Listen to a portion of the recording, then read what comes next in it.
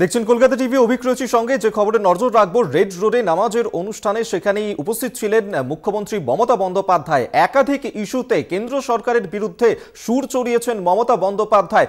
কি বলেছেন তিনি, আমরা এই নিয়ে বিস্তারিত জানবো। রিয়া মাঝি এই মুহূর্তে আমাদের সঙ্গে টেলিফোনে রয়েছেন প্রতিনিধি। আমরা রিয়ার সঙ্গে কথা বলার চেষ্টা করব, তবে আপনাদেরকে জানিয়ে রাখবো ইডি সিবিআই আয়কর দিয়ে গ্রেফতার করছে, এর থেকে ভালো একটা জেলখানা তৈরি করা।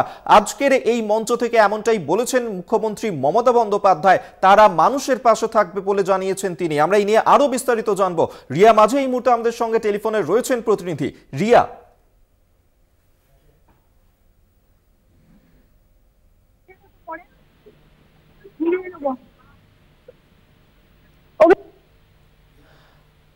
রিয়া শোনা যাচ্ছে আমার কথা?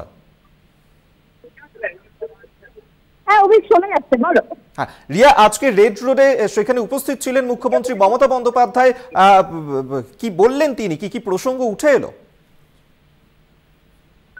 একদমই, দেখো আজকে খুশির ঈদ এবং সেই উপলক্ষে মুখ্যমন্ত্রী মমতা বন্দ্যোপাধ্যায় প্রতিবারের মতো এবারেও তিনি উপস্থিত ছিলেন রেড রোডে। এবং শুধু মুখ্যমন্ত্রী মমতা বন্দ্যোপাধ্যায় নয়, তার সঙ্গে অভিষেক বন্দ্যোপাধ্যায়, দুজনকে একসঙ্গে দেখা গেলেন যে স্টেজে উঠতে এবং একের পর এক বক্তব্য রাখলেন। প্রথমে মুখ্যমন্ত্রী মমতা বন্দ্যোপাধ্যায়, তারপর অভিষেক বন্দ্যোপাধ্যায়।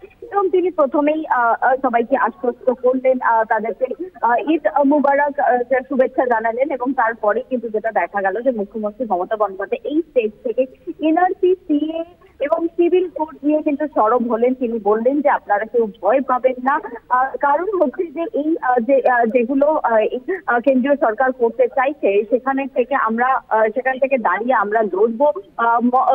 মৃত্যুকে ভয় পাই না।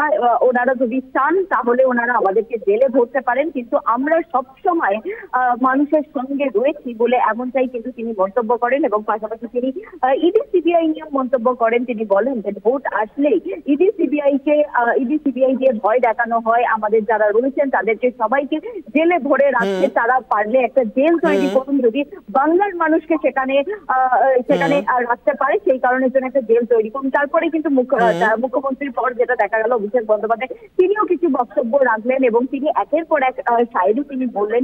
এবং সেখান থেকে কিন্তু তিনি বার্তা দিতে চাইলেন যাতে রাজ্যের মানুষ তারা শান্তিতে থাকুক, তারা রয়েছে। অর্থাৎ মুখ্যমন্ত্রী মমতা একেবারে রিয়া বোঝা যাচ্ছে। আপাতত ধন্যবাদ তোমাকে রিয়া মাঝে, এতক্ষণ আমাদের সঙ্গে টেলিফোনে ছিলেন প্রতিনিধি।